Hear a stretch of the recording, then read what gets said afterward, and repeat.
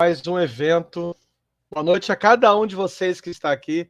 Estamos no nosso terceiro dia do nosso evento, terceiro encontro. Hoje nós tivemos um problema, né? Nós tivemos um problema técnico. O nosso querido Christian Donkey, que seria o palestrante de hoje, ele está em outro país e se confundiu em relação ao fuso horário. Então ele me pediu para que pudesse vir amanhã. A palestrante de amanhã é uma amiga querida, que gente resolvida resolve as coisas, né? Quando entramos em contato com ela, na hora ela falou: não, pode me colocar assim, vai ser um prazer imenso. Então, hoje, nós iremos falar do tema sobre o estranho familiar na obra de Vítor Arruda, né? Esse tema do estranho, que é um tema muito forte dentro da psicanálise. A nossa palestrante é uma amiga muito querida, tenho um carinho muito grande por ela, tenho uma admiração profunda, conheci o trabalho dela ali na Barra, no trabalho que ela faz, psicanálise e literatura, um trabalho fantástico. Eu estive presente, convidado inclusive pelo meu amigo Ronald, né, no evento que ela estava trazendo a Divina Comédia de Dante Alighieri a partir da psicanálise. Eu achei aquilo fantástico, né? E aí eu estive lá, conheci o trabalho dela e desde então a gente vem dialogando. Psicanálise e literatura me conquista de fato. Gilda é dessas pessoas que você conhece e já quer levar para casa, por conta desse cabedal, né, de arte, de cultura, de psicanálise, de literatura que ela tem. Doutoranda em arte pela UERJ, psicóloga e psicanalista, coordenadora do projeto Interlocuções, Psicanálise, Literatura e Arte, ali na Cidade das Artes, na Barra, ali no Rio de Janeiro. Gilda Pitombo, eu quero que vocês a recebam com muito carinho, né, da mesma forma como vocês receberam todos os outros nossos palestrantes. Ronald, está por aí? Gilda, querida, muito obrigado. Eu estava falando com você, né? Gente resolvida resolve as coisas rapidinho. Muito obrigado por você estar aqui com a gente hoje. Eu agradeço, né, Jairo, o convite, é um prazer estar aqui, podendo falar da minha tese, né, que eu estou agora já caminhando para o final. E vamos lá, eu vou ler, mas assim, me comunicando, porque eu não quero me perder, sabe? Vou seguir aqui, tá bom?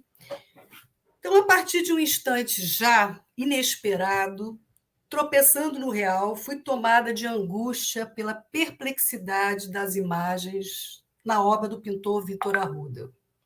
Corpos fragmentados, pênis, vaginas voadoras de cenas sexuais entre homens, espermas, corações partidos e muita solidão dos corpos, mostrando suas vísceras, né, as entranhas. Não tem solidão maior do que essa, né?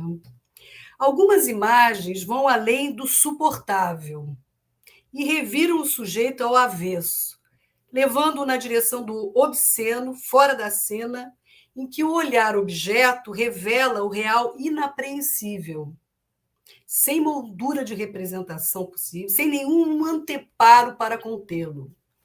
O horrível da nudez do eu é o vazio do ser que traz o testemunho de uma angústia real.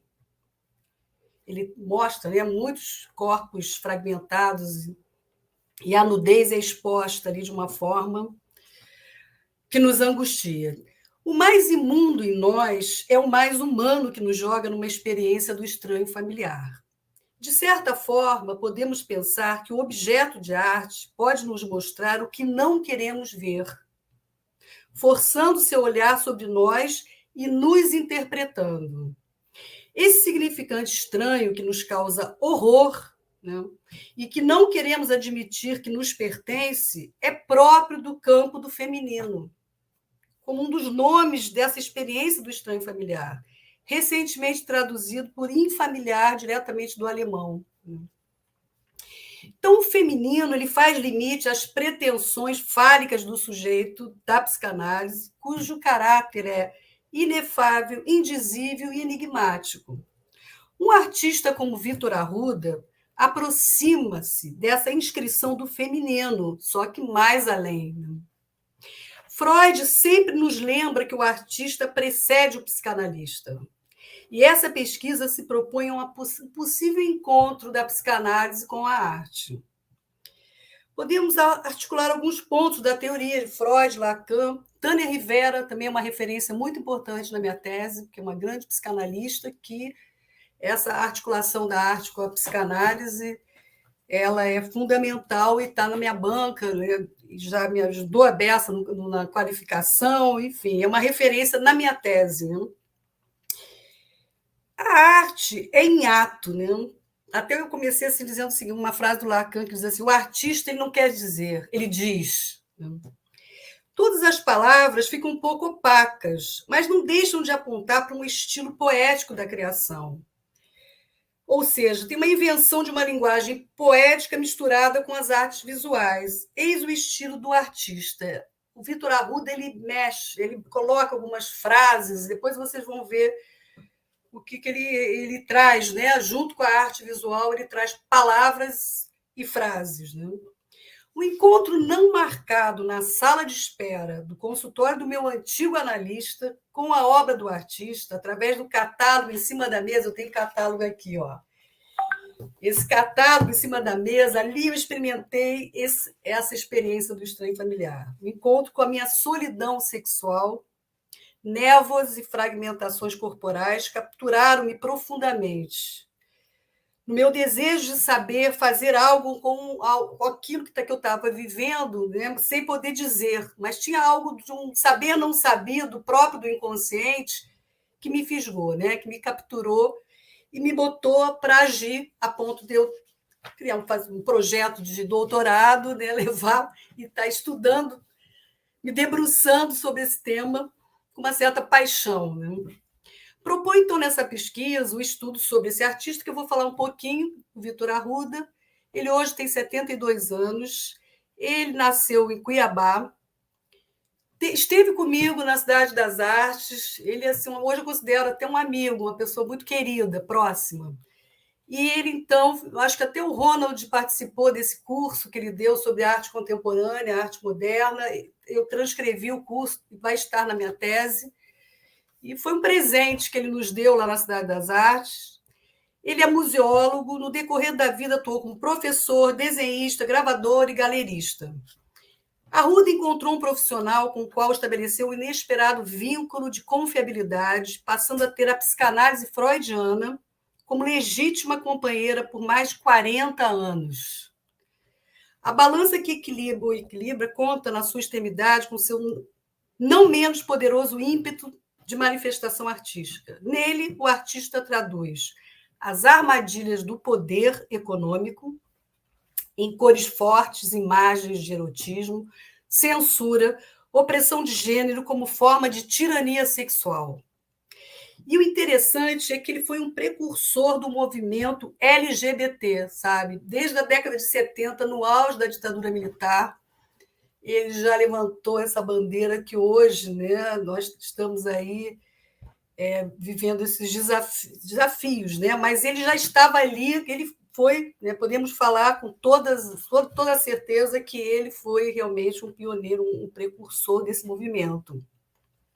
E ele, então, tem uma fala confessional, porque ele traz, quer dizer, quando ele vai falar, vai mostrar o trabalho dele, ele já é, a arte já é, a pessoa dele já traz, né, ali na fala dele, a trajetória da psicanálise, né, da análise dele, que ele diz com todas as letras que ele foi salvo pela psicanálise.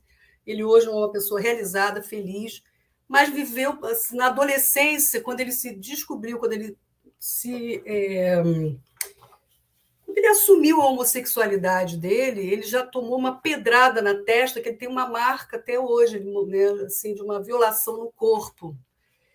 E isso foi muito marcante assim, na história dele, porque vem de uma família tradicional, né, onde ele entendia que seria muito difícil eles aceitarem, enfim, ele então viveu um conflito muito grande com a homossexualidade dele, ele conta com todas as letras que ele pensou em se suicidar, e que a psicanálise na vida dele assim, foi um diferencial fundamental, né, fez toda a diferença. E o que me interessou profundamente, um artista que traz, né, toda essa vivência, toda essa trajetória de uma análise junto com a obra dele. Então, vou falar um pouquinho da obra dele, que quer dizer, não há sensualidade na pintura de Arruda. Né? Há traumas, repressão, rito, dor, solidão, perversão, medo. Sua pintura é uma via crucis. Van Gogh é outra presença constante em sua obra. Esses interiores vazios, às vezes como um único móvel, indicando uma terrível solidão. E esta solidão é a contrapartida da ausência de sensualidade, porque suas telas, apesar de tratarem de sexo, são carentes de sensualidade. Elas são trágicas, tristes. Estão envolvidas por essa mesma dolorosa solidão que encontra também nos quadros de Hopper, né? Afirma o curador Frederico Moraes. Quer dizer, Arruda nos arrebata na sua solidão. E isso é muito interessante, porque me tocou profundamente na minha solidão. E eu também, lendo aqui, assim, preparando para trazer para vocês, me lembrei da Márcia Milhazes, que eu tive agora, sábado, na jornada lá na Cidade das Artes, e ela, então, dizendo como ela constrói ali, né? Ela como uma coreógrafa, ela precisa do silêncio para fazer os bailarinos dançarem, o que é curioso, porque sem música, como é que eles vão dançar? Né? É genial. E aí ela dizendo o ato de criação, como ela faz, enfim. Aí eu falei, Márcia, assistindo a dança, o balé, que ganhou prêmio agora em Berlim, tudo, eu falei, gente, me tocou profundamente no meu silêncio. Quer dizer, o silêncio dela como coreógrafa me tocou eu como espectadora. E na obra do Victor Arruda, a solidão dele, retratada na obra dele, também me tocou profundamente. Né? Que seria o objeto de estudo meu, da tese, seria basicamente a solidão. Miller, no livro O Lugar e o Laço, em 2013, diz o seguinte: o lapso em que se percebe não haver mais sentido é chamado solidão absoluta. Não havendo possibilidade de elaboração dessa solidão que os corpos expressam fortemente na obra, senti-me jogada e encurralada num verdadeiro furo. Eu vou falar um pouquinho para vocês, né, do que a obra me tocou. Ao atravessar esse verdadeiro buraco, o sujeito desconstrói todos os sentidos advindos desse grande outro consistente. Penso que, de fato, penetrei em um outro tempo jamais descortinado. Só mesmo no final de uma análise conseguimos perceber a inconsistência dessas falas grávidas de sentido no campo do grande outro, que nos alienam ao longo de uma existência sintomática bastante prejudicada pelas crenças prenhas de sentido que nos jogam num deserto subjetivo. Eu não sei se está complexo, mas eu vou explicar aqui para vocês. Assim, primeiro que esse grande outro, né, nós nos constituímos a partir do outro. Nós somos seres que nascemos desamparados por excelência. Se o outro não vier te socorrer, você morre. É simples assim. Então, a constituição subjetiva ela se dá a partir desse outro, né? No campo do outro. E alienação é um destino de todos nós. Para nós nos constituirmos, vamos ter que nos alienar nesse outro. Mas é fundamental também que você possa se separar. Na minha dissertação de mestrado, virou um livro, que é a Orfandade na Psicanálise, eu vou defender que o desamparo é estruturante, é da estrutura do ser humano. Né? Mas a orfandade vai te estruturar, no sentido de que você vai ter que lidar assim, com esse furo, com esse vazio, e fazer alguma coisa com isso. Né? Por meio das imagens, a inconsistência do grande outro pôde emergir na minha consciência, que estava impedido. Havia impossibilidade de emergir um significante mestre e fundamental na minha história de vida. Entretanto, como muito bem falou Freud, né, o inconsciente não resiste, ele insiste, pede passagem, enfim. Esse significante que precisava ser dito, despertado, essa palavra espaço-tempo, que só veio à tona a partir de um encontro ao acaso com a obra do Victor Arruda, a palavra foi covardia como mulher. Foi isso que veio à tona a partir da obra. Né? E para dar um tom mais poético a esse trauma, né, eu recorro sempre a Clarice Lispector. Gente, eu acho, ela sempre me ajuda muito. Né? A Clarice diz assim: a covardia é o que de mais novo já me aconteceu. É a minha maior aventura. Essa minha covardia é um campo tão amplo que só grande coragem me leva a aceitá-la na minha nova covardia. Quer dizer, precisamos de coragem para enfrentar essa covardia. Desnudou-se algo em relação ao furo na idealização paterna, provocando então um deslizamento associativo à minha própria covardia como mulher. Aprendemos com Clarice Lispector que é necessário ter coragem para dizer o que precisa ser dito. Né? E Miller, no texto Conferências Portenhas, Mulher Coragem, é em espanhol essa conferência, ele nos esclarece que é melhor ter medo do pai para que não se depare com horror à feminilidade. De tal maneira que o pai terrível é sempre, uma vez que se analisa, uma espécie de marionete que vem a recobrir o horror fundamental. Olha o estranho aí. Né? Esse horror ao feminino é uma maneira de recusar, de golpear o seu próprio feminino, numa ilusão delirante de ter um todo universal, como se fosse possível, né? Esse falocêntrico, quanto mais falocêntrico é uma sociedade, mais o feminino será golpeado e as suas representações. Por conta, eu achei brilhante, assim, esse achado para mim me ajudou muito, quer dizer, porque tem o horror à feminilidade que você se submete ao pai, né? A ficar nesse medo da ordem paterna, né, de toda essa questão patriarcal, né, porque não é só a relação no íntimo, né, também tem a questão social também, que você acaba ficando inibida, com medo de enfrentar, né, esse mundo fálico lá fora, e acaba golpeando o feminino em você. Rita Mendonça, que é uma psicanalista que nos presenteou também com palestras lá na Cidade das Artes, e fala muito bem sobre o feminino, ela diz o seguinte, que o feminino é o que se opõe ao que Hannah Arendt chamou de obediência de cadáver. Achei isso assim, muito forte e trouxe aqui para a gente poder depois conversar. Né? E Clarice Lispector, novamente, também trago sempre Clarice Lispector, diz o seguinte: entre duas notas de música existe sempre uma nota. Entre dois fatos existe sempre um fato. Entre dois grãos de areia, por mais junto que estejam, existe sempre um intervalo do espaço. Esse entre lugares é o feminino que se apresenta com uma outra lógica, que é fora do nosso espaço binário, do número do tempo. O feminino é o que escapa da série. Para que não caímos na loucura do feminino, é preciso bordas, litorais, que marquem, separem, mas não excluam. Freud, em Inibição, Sintoma e Angústia, um texto de 1925, informa-nos que a situação traumática é o que acarreta o estado de desamparo, que foi o tema da minha dissertação. Né? Eu migrei do desamparo para a solidão, né? A partir da obra do Victor Arruda, me capturando aí nessa sideração. Então, é nessa situação traumática que o sinal de desamparo é emitido. O neurótico é aquele que se apega ao traumático para fazer consistir esse grande outro, por considerar que esse apego menos pior que o desamparo diante da constatação da inexistência do grande outro.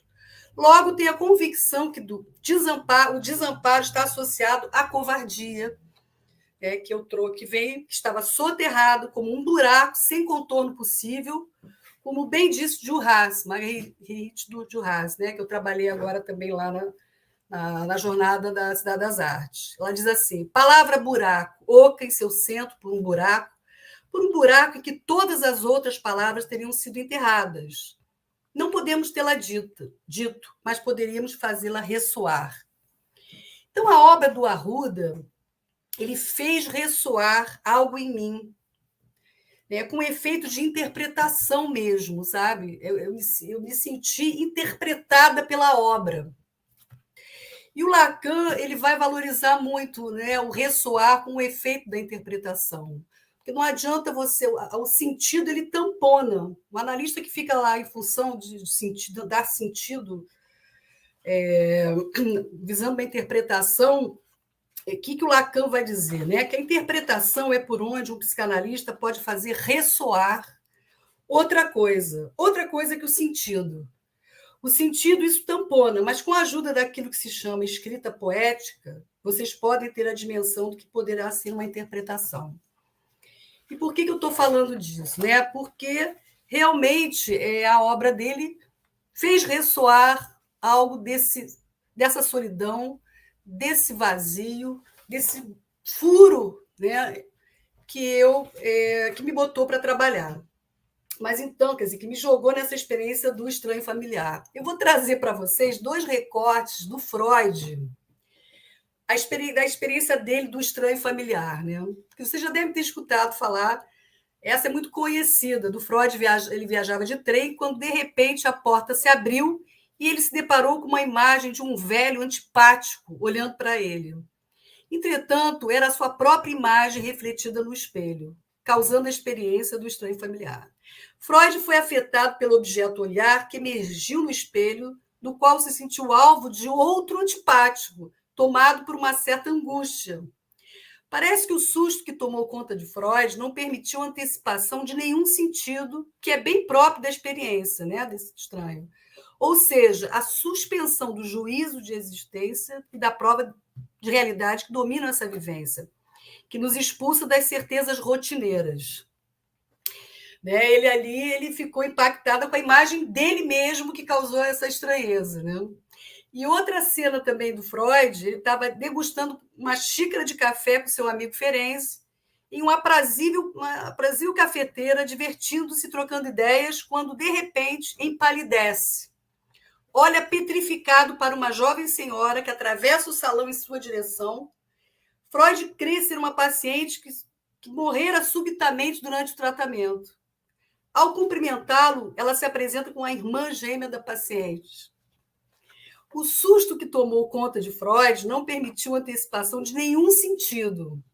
A irrupção do fantástico retorna da morta. O retorno dessa morte ocorre em clima imprevisível, daquilo que nos é estranho e familiar a um só tempo. É a suspensão do juízo de existência e da prova de realidade que domina a experiência dessa inquietante estranheza. Né? As crenças infantis e o desamparo são próprios dessa vivência. Porque no texto dele de 1919, ele vai, né, definir o que é, né, essa experiência. Tem algumas características. Né? Então, o estranho ele diz respeito ao campo do feminino. E esse mal-estar sem nome, em cada época, assume um nome. O grande opositor do feminino é a ordem patriarcal. Né?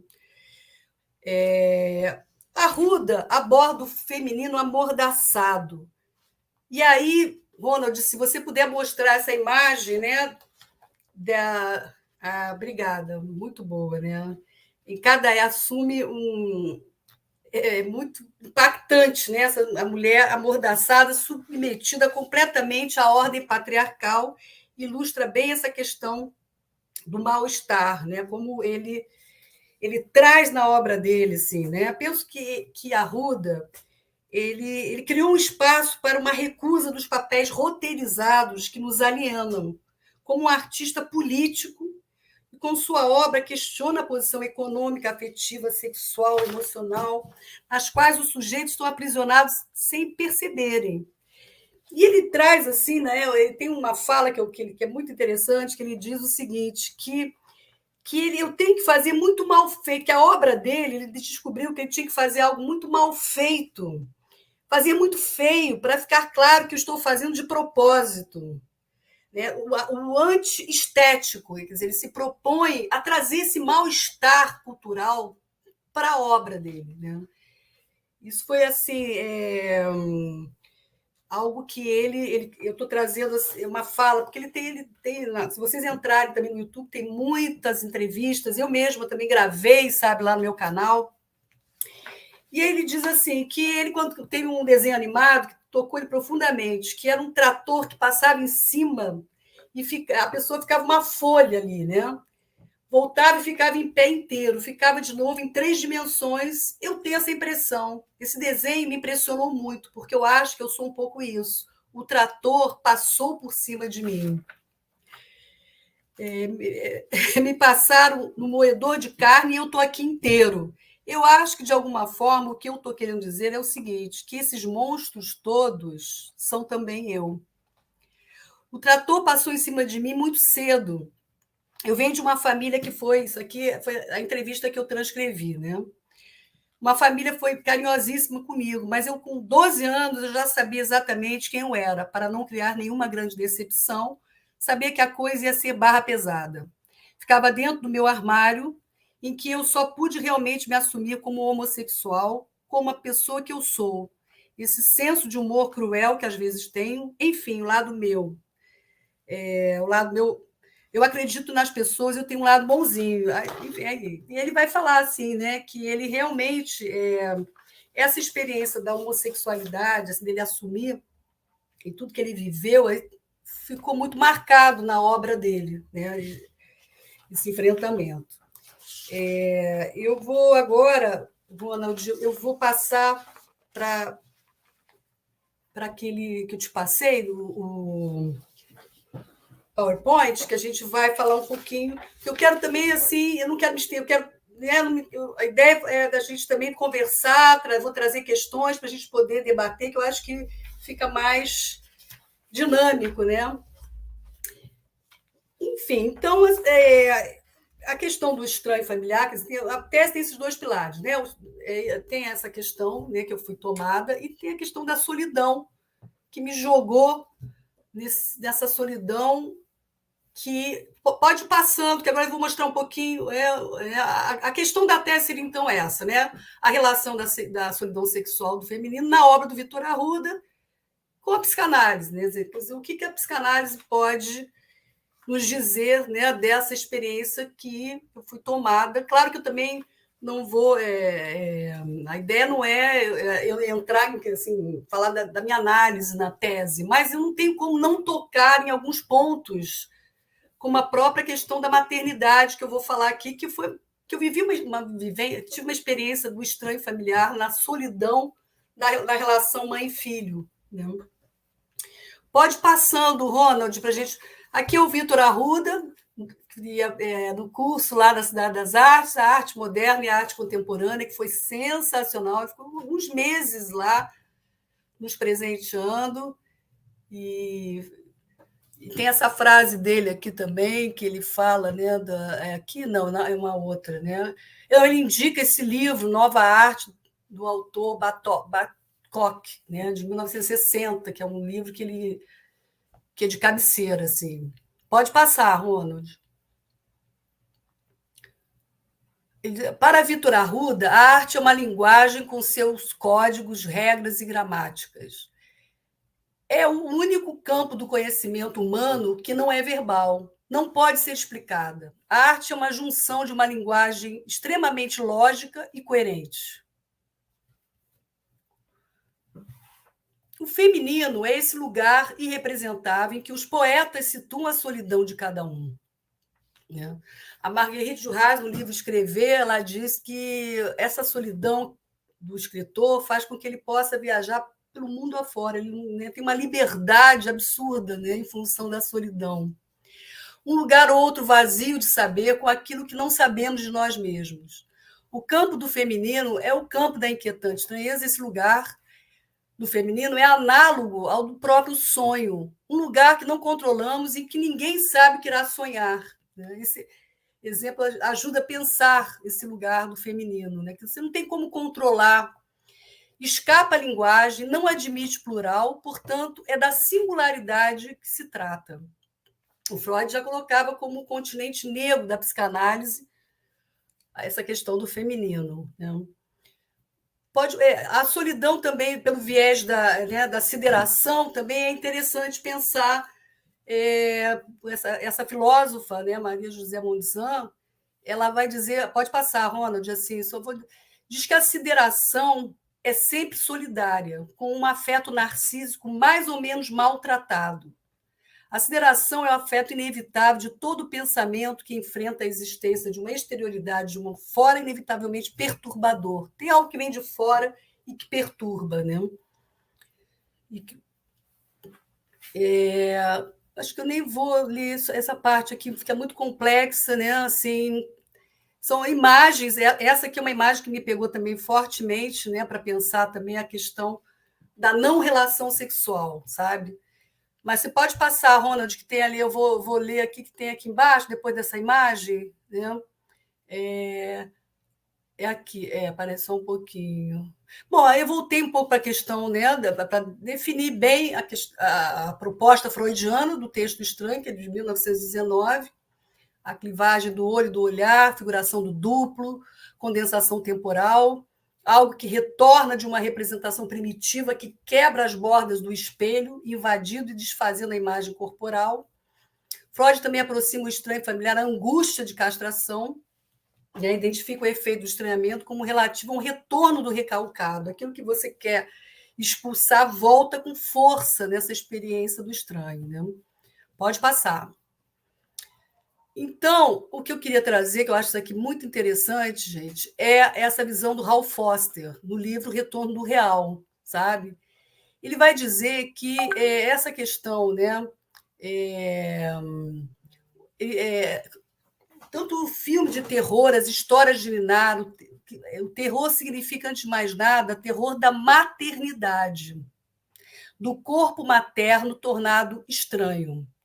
Uma categoria de não ser definido por Júlia Kristeva como nem sujeito nem objeto.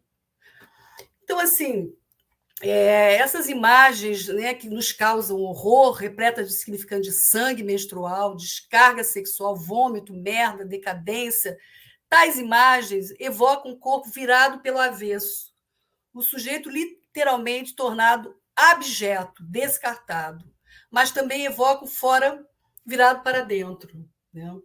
Invadido por esse olhar objeto. Pode passar, Ronald. E aí ela vai dizer assim que essa arte abjeta, que é a arte, né, que a gente pode chamar, sim, a arte do Vitor como algo mais primitivo, mais abjeta, né, através dessa questão aí também do obsceno, né? Toca nisso, né? Quer dizer, consiste em representar a condição de abjeção ali, né? De algo que cai, que resta ali. Consiste em se identificar como objeto, de alguma forma aproxima-se a essas feridas do trauma, tocar o olhar objeto obsceno do real. Pode passar.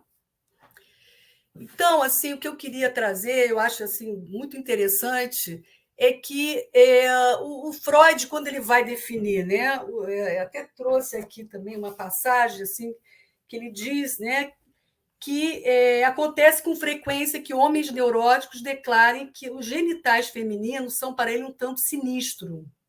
Então, o Unheimlich, que é a experiência do estranho, é a porta de entrada para uma morada que é o Heim, né? O amor é saudade. O Freud vai colocar a questão do estranho familiar mesmo no corpo materno, né? É essa casa que fica recalcada, que os homens, né, não, que causa um certo horror que vem do corpo materno, essa experiência.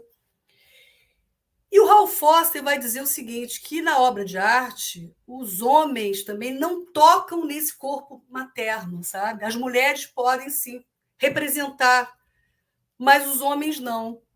E o Vitor Arruda estava participando de uma apresentação minha, que ele ficou um pouco dividido, depois ele falou, Gilda, realmente, eu não abordo, eu não pinto nada que diz respeito a esse corpo materno, realmente, sabe? E aí eu trouxe a Kiki Smith, que traz essa. Pode ir passando, é lá para baixo, assim, o Hal Foster vai trazer, né, essa aqui, né? Ela ali ela coloca, sim, né, esse horror da maternidade, a mãe, né, agarrada com um bicho ali, sabe? Ela misturada, né, de uma certa forma com o animal. É uma representação assim possível, sabe, né, numa mulher.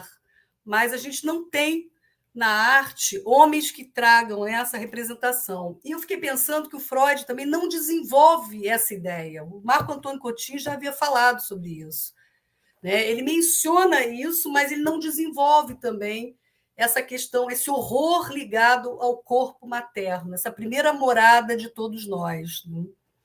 Eu acho que a minha tese, de uma certa forma, se propõe a tocar nisso aí. Pode passar, Ronald. Deixa eu ver aqui. Não passou demais. Parei só um pouquinho. Mais uma para Báquia. Não. Lá no final. Peraí, deixa eu ver. Bom, eu vou falar que, segundo Bataille, o sujeito é que é abjeto. Né? É aí que se introduz seu ataque à metaforicidade. Né? O que, não, na arte contemporânea, a provocação erótica. Não, acho que aí fica muito complexo, não precisa entrar nisso aqui, não, sabe? Que tem uma questão aí mais complicada, deixa lá. Vamos lá para a solidão que nos interessa, né? O tema é o estranho familiar e a solidão. No amor, espera-se que dois possam fazer um. Mas essa completude ela é imaginária, como afirma Lacan. Enquanto o amor insiste em unir dois corpos, o sexo demonstra a solidão do gozo. Né? E avança com o seu aforisma bombástico, né? A relação sexual não existe. O que Lacan quer dizer? A relação sexual existe, tá, gente? Mas a relação, por que ele diz que a relação sexual não existe? Porque se não tiver, acabou a relação sexual, se não tiver o amor como suplência a essa incompletude própria, né, do sexo, o sujeito cai num vazio muito grande, né? Quer dizer, o amor é que vai dar conta dessa incompletude. E a questão da relação, até assim, é um termo que, na verdade, a palavra em francês é rapport sexual, né? que é traduzida por relacionamento, proporção, razão, fracção, quer dizer, para além da relação, né? É uma palavra que amplia mais essa questão aí da não relação sexual. E a obra do Victor Arruda ela nos joga aí nesse aforismo lacaniano, né? Porque é disso que ele coloca ali com os corpos e nos arrebata, né, nessa questão mesmo da solidão, porque joga nessa solidão. Porque se não tiver o amor, né, para entrar como suplência essa incompletude, é da solidão que se trata. E aí eu vou trazer a solidão na maternidade. Né? Arruda não retrata esse tema em sua obra, mas, de certa forma, o vazio do feminino esbarra na questão recalcada do corpo materno, que Freud situa o horror e a aversão da experiência do estranho, ligado à primeira morada do sujeito humano. Não. Pode passar, Rona. Pode passar, que são imagens que te jogam numa solidão absurda, né? Então, aí um pedacinho assim, né, da minha vivência desse estranho. A partir do nascimento do meu primeiro filho, deparei-me com uma grande solidão como mãe. Algo do infantil, de um desamparo estrutural, presentificou-se e exigia algo que não tinha para dar. Eu atrás da mãe. Através do desamparo do bebê, conectei-me vivamente com o meu próprio desamparo infantil. E era como se eu tivesse perdido a terceira perna lá de Clarice, né? Que nunca tive, e estava completamente paralisada ali como mãe, imersa em uma solidão, o bebê e eu. Pode passar. Então, aqui, caminhando para o final, né? Para eu ouvir e a gente poder abrir para o debate, vou levantar algumas questões. Afinal, o que seria, então, essa solidão estrutural? Como ser visto através do olhar do outro? Desejar o meu nascimento ou desejar o me abortar? Entendo essa solidão ligada ao desamparo primordial, ou seja, desamparo do nascimento como condição humana. Como elaborar essa solidão própria da posição feminina, que desliza do sexual, a maternidade, que, como debatemos na palestra do Alexandre Sá, sobre a antropofagia inconsciente, esse momento do nascimento de uma criança com a mãe, ela é antropofágico. O bebê devora a mãe, engole-a. Quais os recursos que temos para enfrentar esse canibalismo próprio da condição humana? A arte abjeta toca nesse real indizível e irrepresentável? Vitor Arruda nos apresenta esse retorno do recalcado, nos joga nesse lugar obsceno, na outra cena, que nos causa uma certa aversão. E a posição do feminino é do vazio sem representação que nos remete à experiência da angústia? São provocações para debatermos. É isso. Obrigada, gente. Cadê vocês?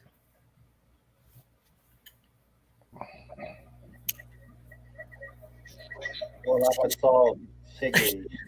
Gilda, foi sensacional. Assim, eu estou aqui com várias questões, com várias coisas. Eu estava aqui nos bastidores, só anotando algumas coisas, ajudando ali aos slides, né? Quem quiser também pode fazer perguntas no chat, tá bom? Pode também assinar a lista de presença, que também já está no chat, tá bom, pessoal? E eu fiquei aqui, Gilda, pensando... Olha o gato do Jara invadindo aí. Olha o estranho familiar. Eu fiquei pensando, Gilda, no seminário 7 do Lacan, tem uma forma, vou botar assim, uma forma de depressão que ele chama de covardia moral. Então, essa fórmula, covardia moral, ficou batendo na minha cabeça aqui, enquanto você falava da solidão, que nem sempre a gente tem recursos, né, psíquicos, né, para poder tratar na arte isso. Então, as pessoas... Aí eu fiquei pensando sobre isso. Quer dizer, acho que você está muito generoso quando você coloca nem sempre. Eu acho que a gente não tem mesmo como fazer a representação disso. Então, como que essa covardia moral se instala, né, de modo que esse tipo de melancolia, né, e essa solidão estrutura e estruturante, né, quer dizer, ela estrutura o desamparo, mas também ela se coloca em movimento na solidão, né? Ô, Ronald, só um minutinho aqui, ó. O Vitor Arruda está assistindo. Ele acabou de colocar aqui: estou assistindo, mas não consigo me tornar participante. Ô, Gilda, manda o link para ele entrar aqui com a gente. Eu não tenho WhatsApp, eu não consigo. Isso. Eu botei no Instagram o link. Não, o link que você entrou, você manda para ele. Mas traz ele para cá. Olha que coisa bacana, gente. Maravilhoso. E a Márcia Milhazes também está aqui, tá? São artistas aí. A gente tá. A gente traz os artistas. Peraí, como é que eu faço? Olha que coisa legal. Nossa, eu tenho o Vitor aqui no meu WhatsApp. Então, o link que o Ronald te enviou, envia para ele. Vitor, vai ser uma satisfação imensa ter você aqui no nosso, na nossa mesa. Mandar aqui para ele. Viu, Vitor? Tá lá no Instagram, então. Deixa eu ver que eu estou botando no Instagram. Não, no Instagram não, Gilda. Manda pelo WhatsApp. Eu não tenho WhatsApp, ele não tem WhatsApp. Tá. Então manda pelo Messenger do Instagram, lá pela parte da mensagem. Vou botar aqui, parece só um pouquinho. Muito legal, muito legal. Que legal. Eu acho que agora melhor ainda, porque aí eu dei no message para ele. Ele pode entrar. E vou mandar, aí vou voltar para a Márcia entrar também. Isso. Convida a Márcia também, que a Márcia é. Ai, Márcia. Também. Muito legal você Márcia Milhazes está aqui. Que coisa boa, gente. É parceirona. A gente está numa. Ô, Gilda, eu fiquei aqui pensando nisso que o Ronald está trazendo, e você trouxe o Freud. Né? Quando você traz o Freud nessa coisa dele com o espelho, né? essa coisa da imagem dele, né? Isso também o Freud vai falar dessa imagem que ele rejeita, que é a imagem dele. Ele vai fazer uma comparação com a arte moderna, né?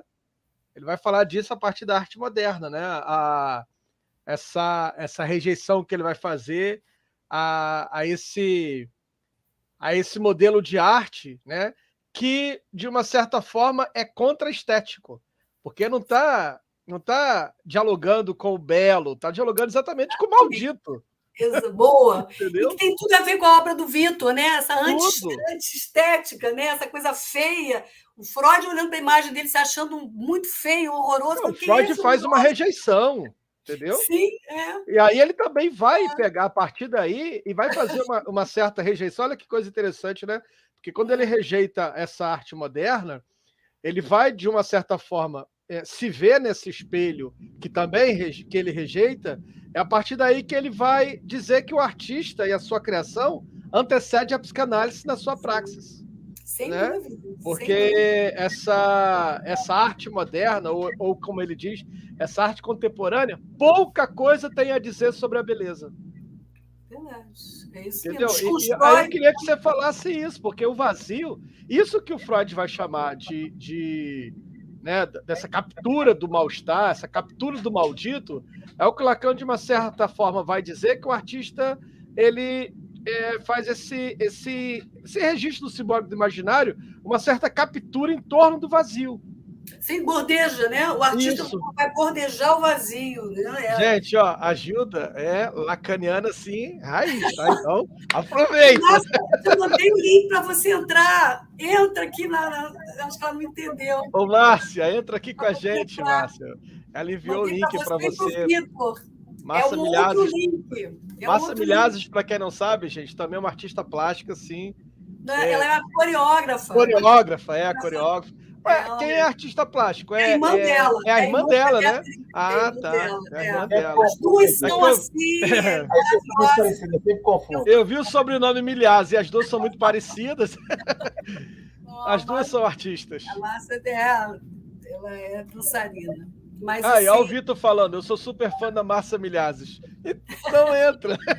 Não, amiga, mas acho que eles não entenderam que tem um outro link. Aí eu não, tem que entrar no link lá do Instagram. O Gilda mandou para você, Vitor, lá no Instagram. A partir lá da mensagem do Instagram, você clica ali do Messenger, você clica ali e você vai estar aqui com a gente aqui na mesa. Você vai estar aqui na mesa. A Márcia falou que prefere nos escutar. Ah, então tá. Que bom. Então fala um pouco desse bordejado vazio, ô Gilda. Como é que a arte captura isso? Eu, né, assim, eu falo até a partir de mim, né? Assim, eu não tenho como não falar de mim na minha tese. Sim, até claro.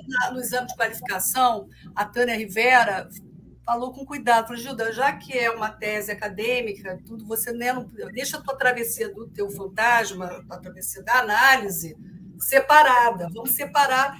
Eu achei, sim, cortei muita coisa né, que eu já tinha colocado, mas não tem como não falar da minha experiência ali. Até porque eu fui atravessada na própria análise, né?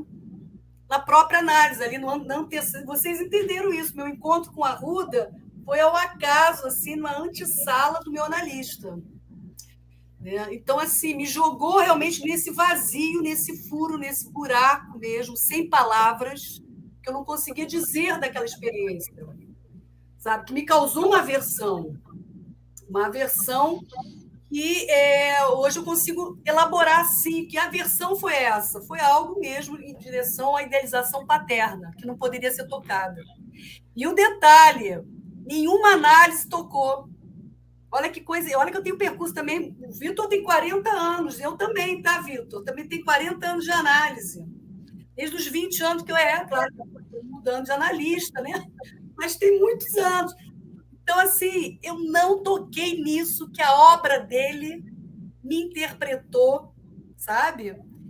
E fez ressoar, que é o que o Lacan vai valorizar muito como um efeito de interpretação. Nossa, gente, isso aí é uma preciosidade, sabe? O que o Lacan vai falar, né? Porque não adianta. O Freud já falava da atenção flutuante do analista. Tem que estar ligado na historinha que o paciente está contando. Né? Tem uma atenção flutuante para quê? Para você ouvir algo do inconsciente do sujeito. Nosso objeto de estudo é o inconsciente. Né? É a formação, são os sonhos, os atos vários, para você poder ouvir algo para além das palavras. Né?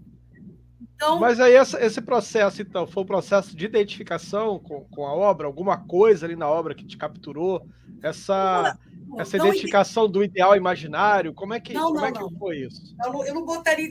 Não acho que não é identificação.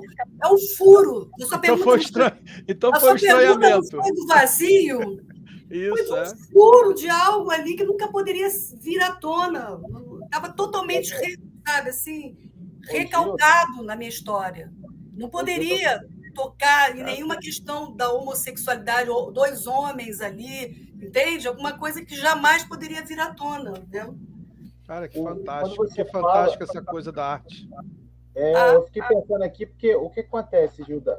O quadro do Vitor Arruda, inclusive esse que você tinha mostrado, que é o do Ismael Neri, né, que ele até fazia quadros inspirados em outros artistas, em outros surrealismo, né? Esse quadro que a gente gosta do amordaçado, né? A mulher amordaçada. Isso, da amordaçado. E você, logo em seguida, falando dessa questão da interpretação, que a obra te interpretou, né? Que Isso. Não o analista, mas a obra te interpretou. Mas, assim, a interpretação ela é um símbolo fálico, né? Ela é falicizado, né? Ou seja, quando você interpreta, eu que estou me colocando dessa forma. Mas no seu caso aí, me parece que não foi isso, porque tocou em algo do feminino, né? Para além do fálico, na verdade. Então eu fiquei pensando nisso, estou às voltas com esse meu raciocínio. Não, peraí, outra coisa que você falou aí, peraí, a interpretação, né? O que o Lacan vai falar, essa teoria lacaniana? O analista ele entra até com o corpo, né? Ele entra, o ato, né? Analítico é para cortar, é para, sabe, não tem essa função fálica, não tem algo ali que, né, é para apontar para esse feminino aí, sim, para algo, até o Miller, eu falo disso aqui na minha tese, que eu achei muito interessante, esse lapso, né? O lapso, que é a falta de sentido, exige uma emergência de um ato. Quando você tem algo que está desconstruído ali, faz você partir para algum lugar, para o bem ou para o mal, né?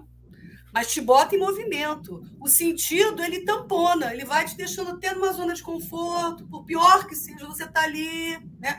Que é a covardia moral que você tocou, que te coloca até numa posição depressiva. O Lacan vai chamar a depressão como uma covardia moral. O sujeito vai, né? Não enfrenta mais nada, vai se acomodando ali numa certa covardia. Sei que é duro falar isso, porque a pessoa que está sofrendo... Aí você, né, isso é uma covardia. Não é bem assim também, mas... O Lacan vai falar do sujeito que se deixa devastar pelo gozo até a morte, né? E acaba morrendo. Quando ele fala isso, é nesse aspecto que ele vai dizer que o escravo também goza desse lugar de escravo. Sim. Então o sujeito vai sendo devastado por esse gozo. E tá nesse discurso que o Lacan vai falar que a arte, de uma certa forma, é a captura desse vazio. Exatamente. O Lacan vai colocar a arte, principalmente a pintura, né? Porque o Lacan vai dizer que a pintura ela tem um aporte muito mais forte do que as outras manifestações artísticas, como o caso do cinema, como o caso da música e tal, porque ele fala que a linguagem ali, de uma certa forma, está suprimida. Quer dizer, o que você tem ali é o olhar, é o escópico. É a coisa do imaginário mesmo, a arte que te joga no real. Eu gosto disso que ele fala, o artista plástico, a arte plástica, ele te joga no real. E aí quando você pega um artista como o Vitor Arruda, a gente estava até falando isso, né, Gilda? Eu leio o Vitor Arruda como quem lê o Bukowski. É o cara que está falando dos malditos, das prostitutas, dos bêbados, dos presidiários. Só que o Bukowski usa poesia, o Vitor Arruda usa tela, usa o pincel. Mas usa escrita também, tá? Ele coloca, sim. É quase que assim, um poeta, ele é o poeta que o Lacan chama, são né? Os quadrinhos, Ele não por exemplo, esse quadro que eu gosto muito, não sei se dá para ver aqui. Sim. Que ele é um homem dito normal, aquele homem dentro dos padrões ali da família, né, burguesa, e que ele chega para a empregada e diz: olha, eu vou te dar um aumento, vou aumentar o teu salário. Aí ela pergunta assim: mas o que eu tenho que fazer? É só você se deitar comigo, que eu vou... Então, à noite, ele vai lá, transa com a empregada e aumenta o salário dela. Esse é o sujeito de família. Sujeito. Então, ele vem, ele desconstrói, sabe, esse padrão, né, do que é normal, sabe? Assim, com escrita. Então, tem isso. Tem uma força da escrita também, várias obras dele. Assim, aí, sabe? Tem muitas, assim, que... Tem do dinheiro, né? Já fez algumas... Né? Tem uma que... Onde é que está aqui? Que eu devia ter separado essa aqui da. Outro dia eu até usei, assim, eu estava num grupo, né? Coloquei uma série de coisas, ninguém respondeu. Eu falei, gente, eu ainda estou viva. Vitor Arruda. Tem uma obra que ele usa também, eu ainda estou vivo. Ele, sabe, as palavras, né, os significantes são muito bem usados na obra dele, sabe, assim, para tocar. A gente tem alguns comentários aqui, eu vou colocar, e a gente vai também dando movimento aqui no nosso chat. A Joana Gleice Ferreira fala o seguinte, a Joana aí, Jairo, o infamiliar da amiga querida existe quando complexos infantis recalcados são revividos por meio de uma impressão ou quando crenças primitivas superadas parecem confirmadas. É o que o Freud vai falar, essa experiência do estranho familiar, entendeu? São vivências infantis recalcadas que retornam com força, né? E você é pego assim de surpresa, né? A Cláudia, Cláudia, tudo bem? Como você entende o conto do Homem de Areia do Hoffmann, com o encontro com o real? Porque tem essa questão da escrita, né, que você estava falando, né? Sim, o Freud usa nesse texto do estranho, ele vai usar esse conto do Hoffmann, né, para falar da relação do Nathaniel com a boneca. Ali, quando ele escolhe ele se apaixona por uma boneca. Agora você vê, né, assim, toda a relação dele é a Olímpia, né? Que seria esse encontro com essa mulher que introduz o tema da castração, ao reintroduzir a interdição do corpo materno. Daí esse efeito do estranho. No conto, não sei se vocês conhecem a história, é o menino que a babá, na hora de fazê-lo dormir, dizia assim, olha, se você não dormir, vai vir um homem da areia que vai arrancar os seus olhos. Bem a visão, né? Assim, o garotinho fica assustado com esse monstro que poderia arrancar os olhos dele desde a infância, né, ouvindo essa história. E aí ele vai, né? Ele surta em relação ao advogado que vai na casa dele, que está lá na relação com o pai dele, mas enfim, a história é complexa, mas respondendo à pergunta dela, é na relação dele com a mulher, né, que é o encontro do real com essa mulher Olímpia, né, que ele surta completamente e abre um surto em função da possibilidade desse encontro sexual com uma mulher, né, como se ele não pudesse essa interdição do corpo materno, pudesse ultrapassar essa interdição do corpo materno. Muito boa pergunta, porque remete ao que a gente estava falando, né? Sim, sim. Que o Freud toca nesse tema com a própria literatura, né, que traz isso de bandeja, sabe? Mas isso não é desenvolvido teoricamente. Né? É o Lacan que leitura terra, né? Mas eu acho que faz um ensaio para essa direção, né? Você sabe que eu acho que também não, Ronald. Eu acho que vai ter que ficar no campo do feminino. As mulheres vão ter que falar mais disso mesmo. Eu acho que os homens não conseguem falar. Sabe? Esse horror do corpo materno, né? Da vagina materna. O Freud, porque tem uma hora que Lacan fala assim, as mulheres elas que têm que falar, mas eu não estou ouvindo nada. Ele fala isso. Elas que têm que falar, só que eu não ouço nada. Eu não vou ouvir nada. Tá vendo? É tão interditado, sabe, causa um horror, é do horror. É disso. A experiência do estranho familiar, em resumo, é o horror, é uma aversão àquilo que me é familiar e também me é estranho, porque é aí que está a questão, né? Por isso que a pessoa fica tomada, porque tem algo familiar. Eu, quando estou lá diante da obra do Vitor Arruda, tem algo de familiar ali. Não pela identificação, Jair, quando se perguntou, não seria pela identificação, mas por traços. Né? Talvez traços de alguma coisa que me é familiar. Né? Eu vivia, enfim, coisas assim, mas que não puderam ser ditas.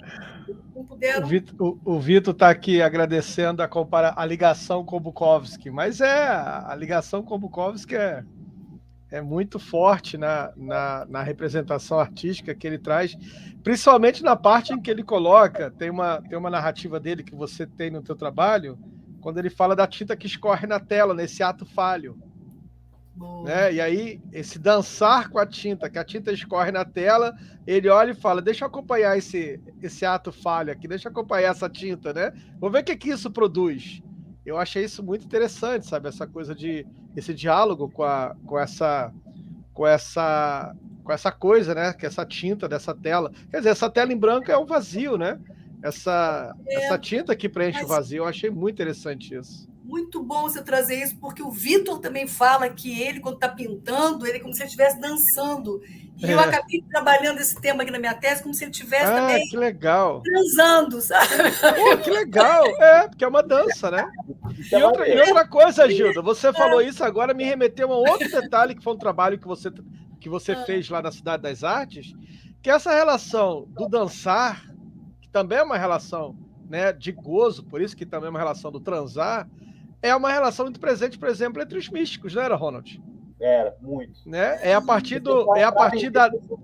ou dançando, ou... Exatamente. Dançando e cantando, na verdade. Né? Dançando e cantando. Era uma presença... Na verdade, a dança é uma pulsão invocante. Sim. Olha só. Agora, vocês entenderam que eu aproximei o Vitor da Márcia? Que foi nesse trabalho que me veio... Inclusive, você cita isso, né? A dança... porque a Márcia é incrível. Você imagina o que ela, né? Ela como coreógrafa, né? Botando as pessoas para dançar, mas sem música, dentro do vazio. Isso aí eu gostei demais, Gilda. Quando você falou desse dançar sem música, isso me remetiu ao Lacan dizendo que era um discurso sem palavra. Olha isso. É isso que ela faz. Olha, ela faz isso, né? Bota os dançarinos ali e vai conduzindo. O dançar. É música. Ô, Gil, desse dançar sem música, a gente poderia falar que é uma certa. Vamos pegar o mito de Sísifo aqui do Albert Camus, né? Quando ele fala desse certo enlouquecer para não ser morto.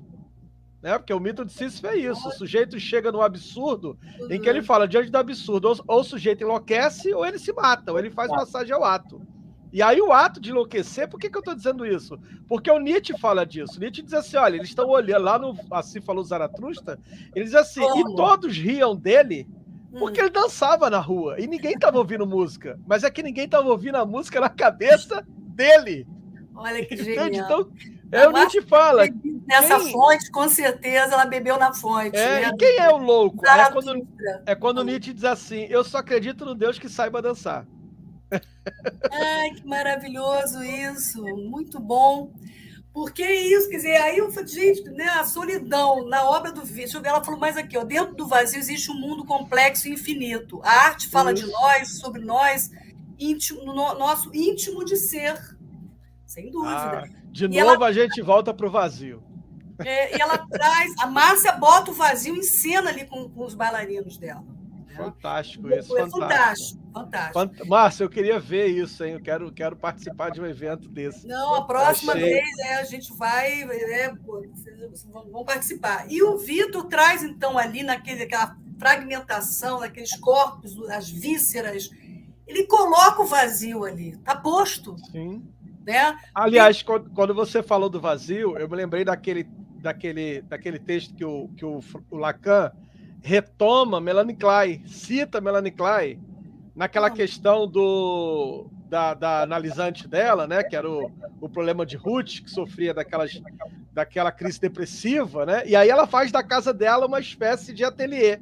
Né, ali ela, embora ela não fosse artista, ela enche a casa dela de ateliê. E aí um dia, né, uma das pessoas ali, que eu não me lembro agora quem é, acho que foi o cunhado dela, pega um daqueles quadros e vende. E fica aquele vazio. E aquele vazio faz com que ela volte a ter crise depressiva novamente. Quando ela se depara com aquele vazio na parede, né? E ela traz isso, Melanie Klein traz isso, e o Lacan vai citar esse caso para falar desse vazio. Do real. Remete a ela. Porque o real é isso, quer dizer, ali tinha um livro, quando, né, o lugar estava ali, mas de repente o livro sai dali e fica, a marca do livro está lá. Né? Quer dizer, tem o quadro. Esse vazio foi o suficiente para jogar ela numa crise depressiva novamente. Não imagino. Deixa eu ver o que a Márcia falou aqui. Márcia colocou frases do Vitor Arruda justamente nessas. Essa é a Márcia Moreira, é outra Márcia. O destino é uma possibilidade, há certezas que devem ser promovidas, há dúvidas, eu adoro também. A ironia é apenas um álibi. Adoro. Aí ele tem frases assim sensacionais. Né? Muito bom, Márcia. Poxa, obrigada aí por essas frases. E você tinha falado também, Ronald não, foi o Jairo, da questão da Virginia Woolf, que tinha as pedras, né, do bicho. Que você sim, quando ele é uma tela do Vitor Arruda, né, que ele fala sobre a questão do bicho. Isso remete exatamente a Virginia Woolf com a pedra, né? O corpo, né? E deixa eu ler esse recorte aqui do Arruda, que ele diz assim, ó, Virginia Woolf tinha um bicho que tinha medo de Virginia Woolf, porque mesmo feroz não poderia destruir o corpo do qual era hóspede e companheira. Fico imaginando como Virginia conseguiu distrair o bicho enquanto enchia de pedras os bolsos de seu vestido a caminho do rio. É aquela tela dele, o corpo é como o bicho que sabe o caminho da casa. Penso no bicho enchendo as pedras. Ele vai trazer essa visão, né, esse momento da Virgínia enchendo os bolsos de pedra no momento que ela vai em direção à morte. Né? Cara, fantástico isso. É aquilo que a Márcia colocou aqui, né? A Márcia Milhazes colocou aqui. O artista captura um instante. É a captura do instante. Essa captura do instante é exatamente isso, né? A Virginia enche o bolso de pedra e aí o Vitor Arruda captura esse instante e faz essa tela. O corpo é como o bicho que sabe o caminho, né? Por exemplo, ele mesmo fala, né, que é esse abismo que joga ele para falar sobre o corpo. E não é fácil falar sobre o corpo. Exatamente. E esse corpo, né, é interessante porque ela, com toda a escrita, ela não amarrou, né, nos 3 registros, porque vocês vejam o seguinte, James Joyce amarrou a loucura dele escrevendo. Né? Ela vai dizer que ele ali amarrou os 3 registros, o real, simbólico e imaginário. A Marguerite Duras, com a escrita dela, ela se separou da devastação materna. Ela consegue dizer claramente, assim, no livro O Amante, falei disso, né, na minha apresentação, que ela se separa ali. A mãe era uma louca. Depois ela fala assim, a mãe, ela disfarçava, parecia que ela era normal, ela disfarçava a loucura dela, mas ela era uma louca que devastou os filhos, e ela consegue se separar através da escrita dela. Então ela diz assim, o que eu vivi de mais forte do que a minha relação com a minha mãe foi a escrita. Né? Agora, a Virginia Woolf, não.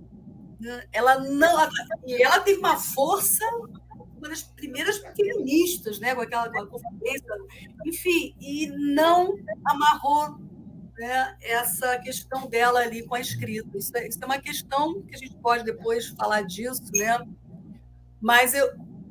Olha, Gilda, o que acontece? A Leila Lima está dizendo o seguinte, porque o que acontece? Às vezes as pessoas estão aqui te assistindo e você colocou a sua experiência, né, Gilda, na obra, na tese, que eu acho que as teses acadêmicas elas deveriam fazer isso, todas elas, porque você coloca o relato da sua subjetividade também, que faz parte da pesquisa, né? Sim. E aí a Leila Lima está dizendo o seguinte, interessante porque do meu primeiro filho não senti esse furo, esse estranhamento, me senti superpotente, tá? Mas na segunda, que foi justamente essa que ela está se identificando com o seu depoimento da sua experiência da gravidez, né? Da segunda, que foi da minha filha, me senti estranha, infamiliar, e até hoje sinto esse furo. Porque nem sempre as pessoas vão... Cada relação da sua...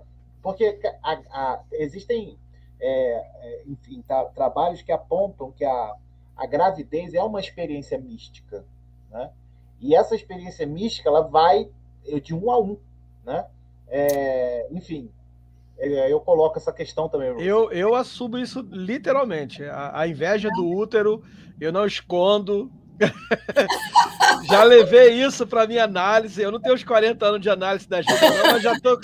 Esse ano eu fiz 20. Já levei isso para minha análise algumas vezes. Essa inveja do útero, essa inveja do amamentar. Né? E eu me encontrei, inclusive, Gilda, na leitura, a gente já até dialogou. Gente, eu tenho diálogos assim incríveis com a Gilda, vocês não têm noção. Deixa eu compartilhar um pouco dessa inveja com vocês. Eu tenho diálogos incríveis com a Gilda. E uma vez a gente estava falando sobre a mística, porque é uma das psicanalistas, que inclusive admiro muito, né? Porque ela consegue dialogar com os pós-estruturalistas e consegue dialogar também com a questão da religião e da mística, que não é fácil. Dialogar com a religião, dialogar com a mística, dialogar com o pós-estruturalismo, que é a Júlia Kristeva. Tenho uma admiração muito grande pela Júlia Kristeva, porque ela consegue amarrar essas coisas que, para mim, ainda dão nó. Só doutor. E a Júlia Kristeva... sim, a Françoise doutor também, mas a Júlia está aí, né? Tá aí. E a Júlia, ela traz uma coisa que foi a partir daí que eu, né, vamos dizer assim, eu consegui fazer a minha travessia. Quando ela fala que, sim, é possível que o homem, né, ela dialogando com os pós-estruturalistas, aí ela faz um diálogo muito bom com a Bell Hooks, quer dizer assim, sim, é possível que o homem possa falar alguma coisa do feminino quando aceita esse feminino dentro de si. Eu achei isso fantástico, Gilda, fantástico, essa aceitação do feminino, porque isso vai para o Lacan, né, quando o Lacan fala que o homem só consegue amar se ele se feminiza. Você sabe que o Freud vai dizer numa carta Fliss que tudo que é... Eu já falei, né? Acho que estou repetindo assim. Não, repita. Não, é o feminino que fica recalcado, né? Tanto homens quanto mulheres, né? Porque a mulher... Sim, também. A mulher está dizendo que em relação ao pai, ela fica submetida a um pai, né? A um olhar do pai, se recriminar, para não enfrentar o horror ao feminino. Nela, né? A relação dela com a própria castração. Olha, se a gente entrar por aí, a gente vai entrar nas prostitutas. Muito interessante, né? Isso aí vai tudo mudar para a gente. Para a mulher se libertar desse olhar do pai, tem que ir para esse lugar da prostituta. Nossa, né? Olha que coisa interessante. Mas aí ela vai para a posição, né? Olha só, ela vai para a posição masoquista, né? Masoquista. Para ser violada, né? De violação, de ser batida. Sim. Isso aí é um seminário que a gente vai fazer depois com a Gilda. Vou trazer a Gilda para a gente fazer esse seminário. Estou fazendo aqui numa live, ao vivo, sendo gravado, para já amarrar a Gilda.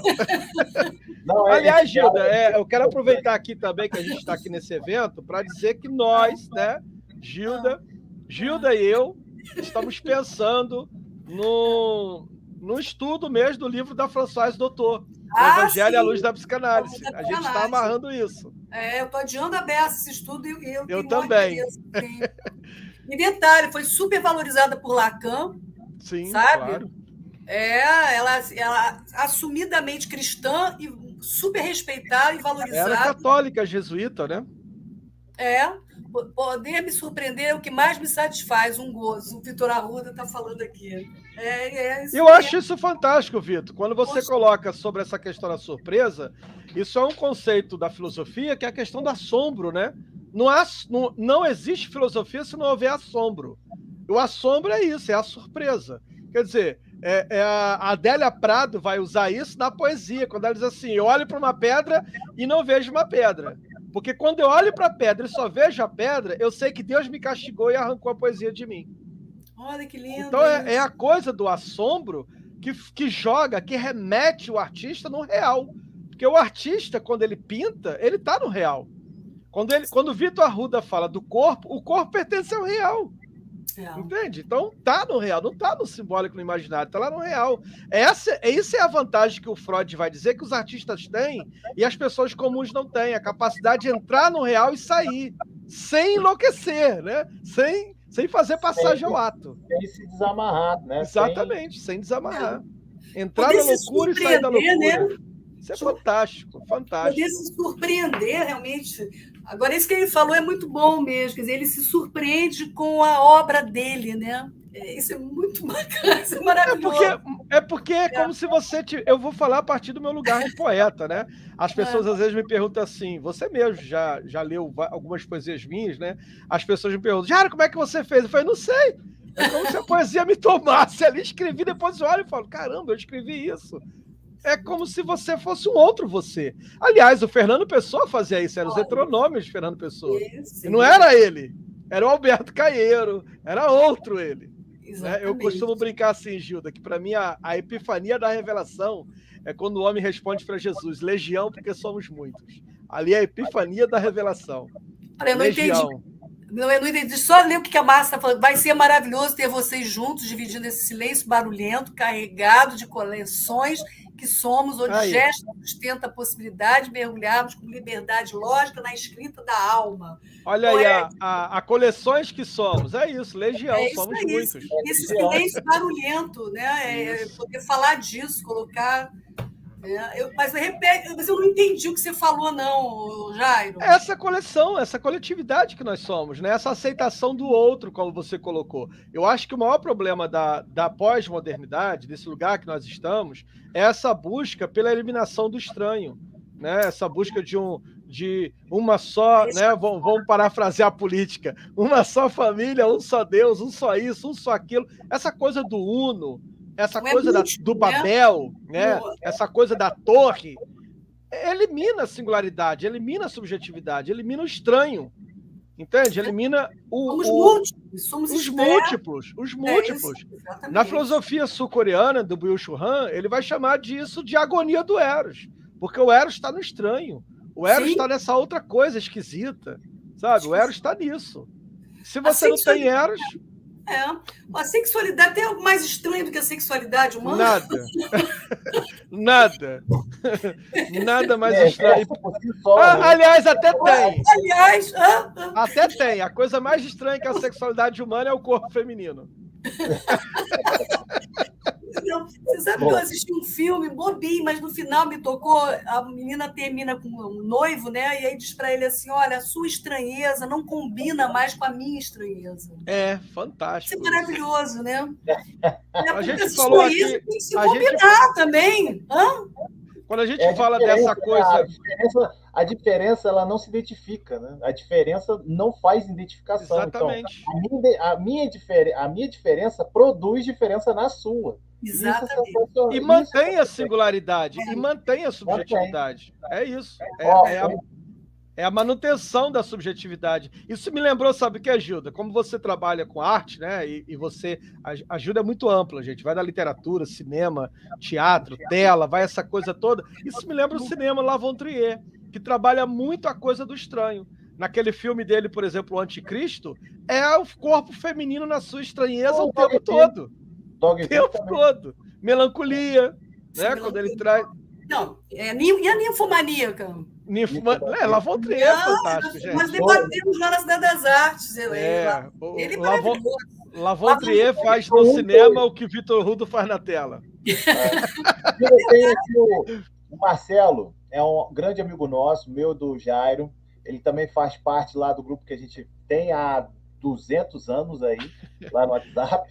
E ele estuda muito o C.S. Lewis, né? O escritor inglês. Sim, é pedagogo, teólogo.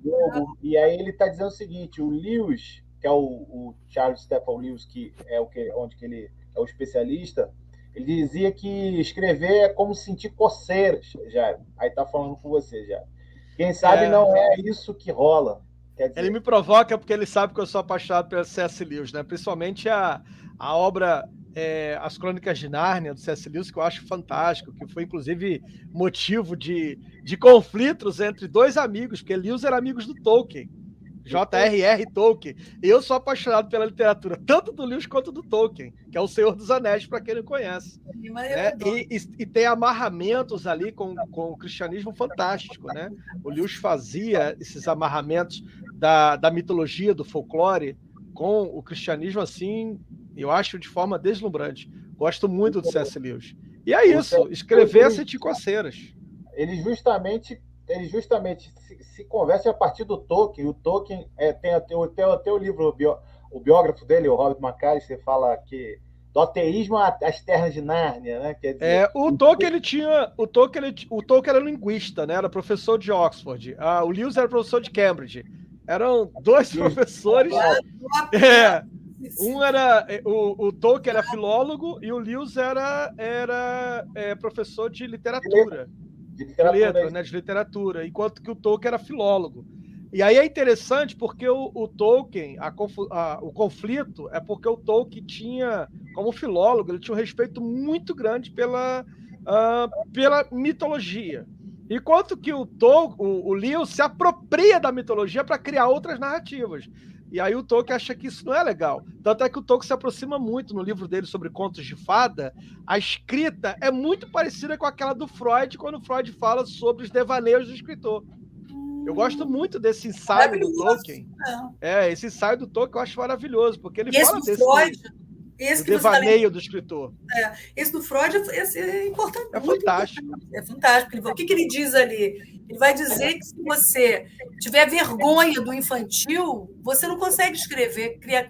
Os maiores escritores, na visão do Freud, são aqueles que não tiveram vergonha de confessar, né, o seu infantil, as suas fantasias infantis. Isso, e o Tolkien fala isso, quando ele vai escrever sobre o conto de fadas, ele diz assim, eu escrevo o conto de fadas para o infantil que insiste, que continua existindo no adulto. Dentro de cada um de nós, exatamente. É importante isso que vocês estão falando, que o Armand Nicole, que é um escritor literário, né, mas ele tem uma pegada mais histórica. Ele vai colocar o Lewis e o Freud para dialogar num livro chamado Deus em Questão. Deus em Questão. E estão discutindo o infantil, na verdade, que eles estão fazendo, que é esse livro aqui, Deus em Questão.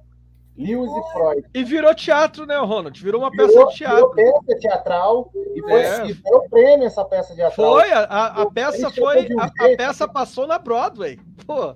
Exato. Ele escreveu de um jeito que foi um roteiro, um dramaturgo, né? O Armand, como se fosse uma dramaturgia da discussão. O Lewis e o Freud não eram contemporâneos, né? Mas as questões que eles colocavam eram dentro do campo da psicanálise incomum, né? Digamos assim. É porque transcende, né? Esses grandes são atemporais, né? É algo que, né, foge o tempo, realmente nos arrebata, né? Mas, enfim, voltando aqui para uma linda... muitos comentários. Na realidade, a gente acredita que a conversa contando dos artistas, uma linha invisível de pessoas e mundo, interior e exterior, sonho e realidade. Você acredita que a conversa... sim, com certeza, Márcia. É isso aí mesmo, né? O artista, ele é atemporal, né? Ele não é datado. Você vê que eu quero essa peça, Ronald. Eu também, depois eu também queria... Depois eu vou indicar para vocês. Falar para a gente. Muito interessante. Mas voltando... A gente já está caminhando para o final, né? Mas você veja, a obra do Vitor Arruda não tem como não tocar nesse infantil. Provocante não é? Demais. E olha a coisa, Gilda, quando você traz o infantil, eu quero até deixar registrado aqui aquilo que Lacan vai dizer que o infantil são os restos. Isso. E aí, quando ele coloca que o infantil é os restos, o Lacan vai dizer que, de uma certa forma, o psicanalista também é um resto. Entende? E aí o artista também é um resto. Entende? O Vitor Arruda, quando ele fala, olha, o que eu pinto... Nossa, para mim foi a frase que mais fez sentido, assim, para mim. Quando ele fala, o que eu pinto são os malditos. E ele separa, né, a palavra malditos. Porque eu gosto disso, porque o Lacan vai dizer, o dito é um fato pelo fato de ser dito. Mas existe os ditos, os interditos, os benditos e os malditos. Aí vem o Vitor Arruda e fala, eu pinto o maldito. Isso é fantástico para mim. Isso aí mesmo. É a cara dele, você resumiu ele, é isso aí. Esse é o bordão, né? Isso é fantástico para mim, sabe? Isso é fantástico. Aí por isso que eu falo que é a partir daí que eu vejo essa aproximação, Vitor, sua com o Bukowski, porque o Bukowski ele vai falar na reportagem dele, mas você não é um poeta que fala... Você não fala de flor, fala de amor. Ele falou, não, para isso já existem os outros. Eu quero falar dos bêbados, das prostitutas, dos É desses que eu quero falar. Eu quero falar dos corpos malditos. Olha que coisa interessante. Dos cadáveres, né? Sim, dos cadáveres, dos corpos malditos, né? Eu tive essa experiência, Gilda, um dia aqui comigo, quando eu fui comprar pão, né, de manhã cedo, e quando eu tô indo comprar o pão, eu me dei, né? Vocês viram aqui que eu sou o pai pet, né? Tem um gatinho aqui fazendo as dufinhas aqui no meu espaço aqui, chamando a atenção. Eu me debrucei com um gato que tinha sido morto apedrejado. Aquilo me remeteu num real absurdo. Poxa. Que olha, eu não consegui continuar, né, o caminho. Eu voltei para casa e escrevi um poema. E foi a minha forma, sabe? Escrevi um poema de elaborar aquilo. Para mim foi terrível. Ai, que imagem mais horrível. E aí a poesia, para mim, é o que o Leminski diz, né? Ela serve para isso, para dizer o que as palavras não conseguem dizer. A poesia, a arte, é isso. Sim, dizer o indizível. É isso. Tocar, né? É isso mesmo. Olha, eu acho que a gente está caminhando. 9h30 termina, temos 2 minutos, é isso? Isso, 2 minutinhos. Eu lembrei, Jairo, eu escrevi o texto, até acabei divulgando lá no 2 minutos que já secou minha taça. Não, a gente tem até mais um pouquinho. Ah, que coisa boa. Eu gosto de dialogar. Eu sou suspeito que eu gosto de dialogar demais com a Gilda. Eu falo com vocês que quando a gente conversa, eu perco tempo. É tanta coisa aqui desse lado que vocês nem imaginam para fazer e gerir isso aqui, que é uma loucura só. Mas eu estava lembrando, Jairo, do texto que eu estava distribuindo aí nos grupos e tal, do Michel de Certeau, né? Sim, lugar sim. Outro, da história mística, história religiosa e mística, né? E no final, você me lembrou isso, que ele fala o seguinte, que a mística, ela soletra o indizível, né? E para soletrar o indizível, o místico no seu êxtase, né, na sua prática ali, porque o que acontece? Você tem o místico no masculino e a mística, né? Os místicos e a mística, né? Vamos botar dessa forma. E aí, para soletrar o indizível, o místico ele se serve de todos os fenômenos ali, né? Fenômeno físico, psicológico, histórico, tal, as experiências que são inauguradas, se modificam, difunde as multiplicidades e tal. Só que, mesmo assim, ele no final do livro dele, ele fala assim, olha, mesmo assim, não tem como. Não tem como, porque não é possível você vislumbrar a mística, né, a partir desses pontos, né? E ele coloca uma erudição absurda, mas não o Michel Certeau é de uma erudição absurda. Eu não li o texto, eu vou ler com calma, Rona. Agora deixa eu te falar uma coisa. O Lacan teve acesso, até a gente falou, né, Jairo? O irmão dele, que era bispo, então ele teve acesso a leituras que a gente não tem. E ele fala sobre a Teresa d'Ávila, né? O Lacan cita a Teresa d'Ávila, que é das místicas a mais emblemática. O Seminário 20, ele entra teve uma da Cruz também. Exato, o lançamento agora teve um lançamento agora, o Místico e a Mística, da editora Vozes, que os teólogos ali se reuniram e teve até lançamento desse livro, teve palestra na editora Vozes e tal, e eles falaram assim, olha, estrito senso, os místicos, estrito senso, só são São João da Cruz e Teresa d'Ávila. O resto a gente pode considerar, tal, fazer uma... Albert Schweitzer coloca o apóstolo Paulo também nessa lista, né? Para eles vem terceiro. O Albert Schweitzer tem um trabalho, inclusive, que é um trabalho fundador nesse campo, né? Albert Schweitzer, quando ele coloca a mística do apóstolo Paulo. Uhum. Porque é um universo, né? Aliás, o Freud fala disso, né? O Freud diz que dos personagens do Novo Testamento, Jesus é uma figura apagada, mas Paulo é surpreendente. Eu adoro essa fala do Freud. Jesus é uma figura apagada, mas Paulo é surpreendente. Eu não concordo nem um pouco. Daí a gente vai entrar na lógica do Freud, eu concordo, porque o que se sabe sobre Jesus se sabe a partir do que falam dele. Enquanto que Paulo é o cara que está escrevendo. Não muda a hora, a gente está caminhando para terminar aqui. Vambora. Olha, eu vou ter que terminar. Calma aí, Ronald, segura aí. Deixa eu agradecer aqui ao Vitor, a Ruda, Deixa eu agradecer a todos que aqui estiveram. Mas olha só, gente, a gente falar, isso aqui é para a posteridade, porque a gente falar do trabalho de um artista com o artista presente, isso não tem preço, tá? Isso não tem preço. Eu quero lhe agradecer muito, querido, pela sua participação, né? Pela sua troca aqui no chat, na conversa. Eu quero agradecer a presença de cada uma de vocês que trocaram com a gente. Muito obrigado, muito obrigado. Amanhã a gente continua, tá? Amanhã nós teremos aqui o Christian Dunker. A gente continua até sábado, né? Vai vir a Ana Laura Prates, Sara Wagner York, a Vanilsa Lima. Vai vir muita gente boa aqui para estar falando com a gente. Então, muito obrigado. Muito obrigado. Querida, beijo. Bom, eu já me despedi, agora é com vocês. Pois eu também queria agradecer, poxa, a presença do Vitor Arruda, Márcia Milhazes aqui também, sabe? É uma honra. E é isso que você falou muito bem, que a Ivete Soares falou aqui. Né? O Vitor Arruda aqui, em presença, em ato, né? É maravilhoso, Vitor. Ó, obrigada aí por todos. Obrigada por vocês dois e por ter me convidado. Aqui a Márcia, Vitor, Gilda, Jair e Ronald. Beijo grande, gente. Estou muito feliz. Gilda, eu quero te agradecer muito, tá, Gilda, por ter...